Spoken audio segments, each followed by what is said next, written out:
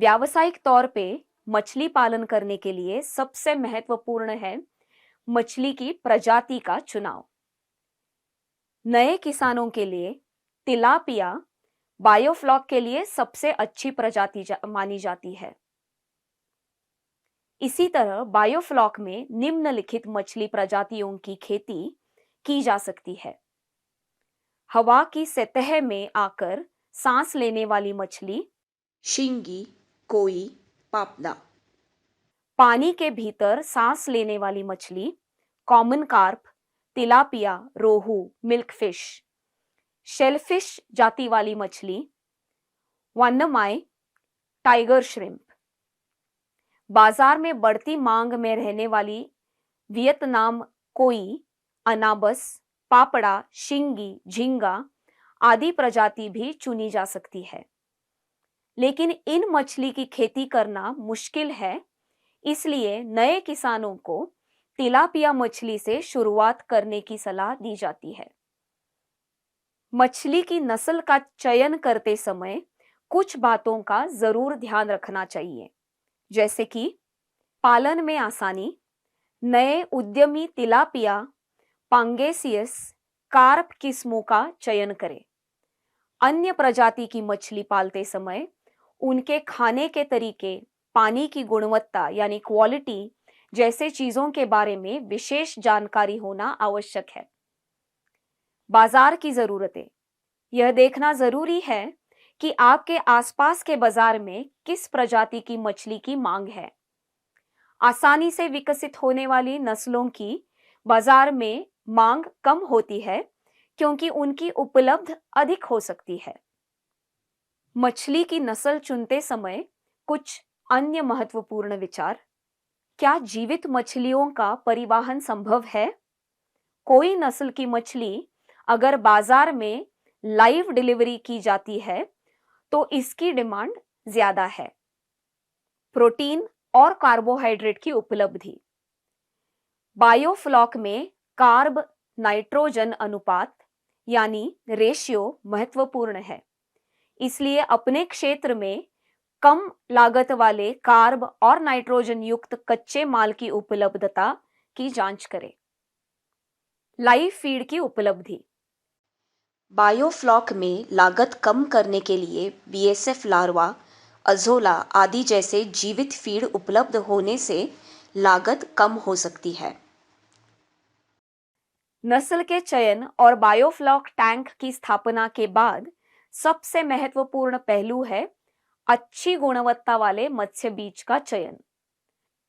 यह बीज सरकार द्वारा मान्यता प्राप्त मत्स्य बीज केंद्र से प्राप्त किया जाना चाहिए। बीज पहली पीढ़ी के होने चाहिए। यात्रा के दौरान तनाव या संक्रमण के कारण बड़ी संख्या में मछली मर जाने की संभावना होती है। इसी कारण टैंक में छोड़ने से पहले उस पर प्रक्रिया करना जरूरी होता है। प्रक्रिया: बीज को तनाव मुक्त करने के लिए जिस थैली में बीज लाया गया है वो थैली बीज सहित बायोफ्लॉक टैंक में रखें ताकि बैग और आपके टैंक में पानी का तापमान बराबर हो जाए। उसके बाद बीज को थैले से निकालकर उसके बाद आप उस पर प्रक्रिया कर सकते हैं। प्रक्रिया के लिए आप ये सामग्री ले सकते हैं: 5 लीटर के 3 बाल्टी, बड़ी छलनी, नमक, मोरचूद, कॉपर सल्फेट, ऑक्सीटेट्रासाइक्लिन हाइड्रोक्लोराइड की गोली। सबसे पहले मछली को बैग से एक बड़े छलनी में निकाल ले, साफ पानी में 1 मिनट के लिए छान ले। फिर 5 लीटर की पहली बाल्टी में 1 ग्राम मोरचूद, 10 ग्राम नमक डालकर पूरी तरह से घोल लें। फिश स्ट्रेनर छलनी को नमक और मोरचूद के पानी में 20 सेकंड के लिए रख दे। मछली को 20 सेकंड से अधिक न पकड़े। मत्स्य बीज के फिल्टर को फिर से एक बाल्टी साफ पानी में 1 मिनट के लिए रख दें। फिर ऑक्सीटेट्रासाइक्लिन हाइड्रोक्लोराइड की आधी गोली 5 लीटर पानी तीसरी बाल्टी में घोल दे। इस बाल्टी में मछली को 1 मिनट के लिए डुबोकर रखें। अंत में बीज को साफ पानी से धोकर बायोफ्लॉक टैंक के अंदर छोड़ दे। Water preparation for biofloc. Biofloc खेती में मछली टैंक छोड़ने से पहले सूक्ष्मजीव बायोफ्लॉक अलग से तैयार करना होगा। इसे इनोक्यूलेशन कहते हैं। 10,000 लीटर सिस्टम के लिए हमें 100 लीटर इनोक्यूलेशन की आवश्यकता होगी।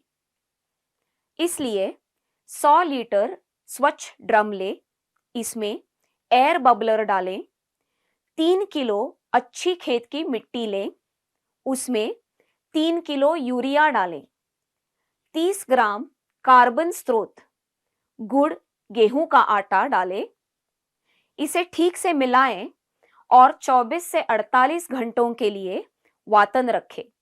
तेज प्रक्रिया के लिए हम पुराने बायोफ्लॉक सिस्टम से पानी और बैसिलस या एस्पेरिगलस जाति के जीवाणु प्रोबायोटिक का इस्तेमाल कर सकते हैं। 48 घंटों के बाद इनोक्यूलेशन को मुख्य टैंक में डालें और उपचारित ट्रीटेड मछली के बीज को छोड़ें।